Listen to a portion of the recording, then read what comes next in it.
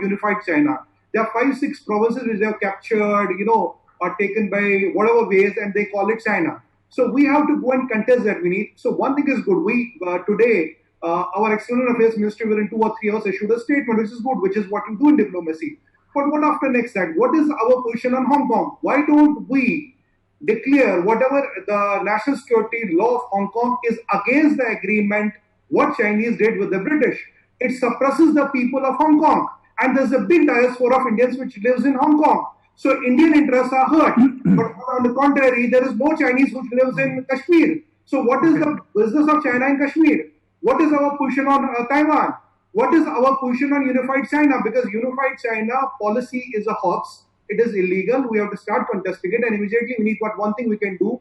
That's CPT and what you call it, OIR. Why don't we go to ICJ and contest that? Because it's an illegal project running on Indian soil. Because POK is our soil.